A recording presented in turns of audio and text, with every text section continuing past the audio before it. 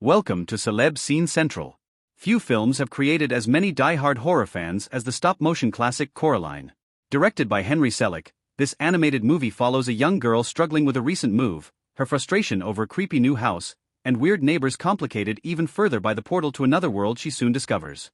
It's a thrilling, scary masterpiece, lauded by countless viewers for its ability to toe the line between whimsical and terrifying as the horrific experiences of our titular heroine, Coraline, Dakota Fanning, are presented in bursts of colorful animation. It's scary, but not too disturbing, allowing both adult and young audiences to enjoy it without becoming irreparably frightened. However, this was very nearly not the case. Originally, some of the major creators behind Coraline wanted the film to be live-action, hoping that using real people and sets would not only draw in bigger crowds and save money but grant this adaptation the, in their opinion, format it deserved. This shift would have entailed numerous changes for the plot, both in content and style, but above all else, it could have turned the creepily cute film horror lovers remember fondly into something much more disturbing.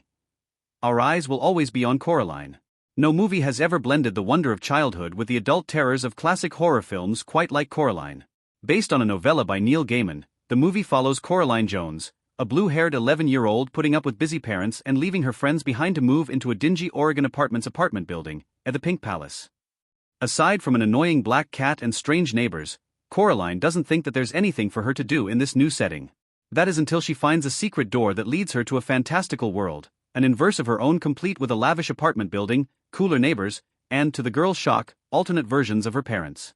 Both of them have buttons for eyes and shower Coraline with the attention and gifts she never receives in the real world, with the other mother especially urging the girl to leave that drab place behind and live in their wonderful world full-time. Coraline learns about a witch who used to live on the land many years ago, one who would lure in young children just like her and do something truly unspeakable to make sure they could never leave her candy-colored world of terror. The horror of Coraline is intricate and digestible, a necessity for young horror viewers whose love of fear can quickly become traumatizing. Coraline works around potentially traumatizing its younger audience by dousing its non-stop terror with some of the most beautiful animation ever put to film. Pair that with the resonant storytelling, Coraline's personality and struggles are ones that many children and former children can relate to, makes her the perfect first final girl for potential scare lovers to latch onto.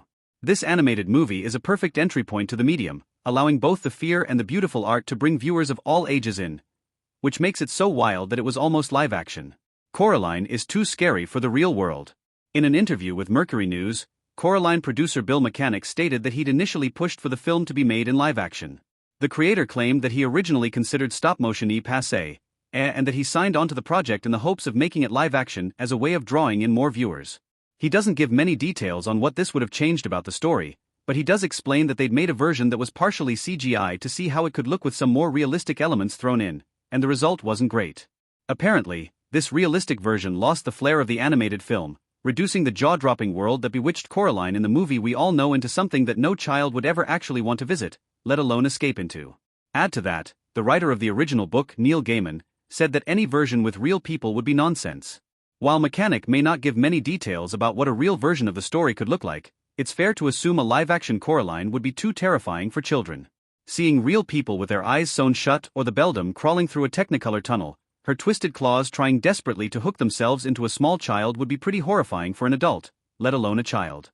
Animation is a versatile medium, one that allows any plot to be told to its fullest and gives creators the power to control every aspect of their story.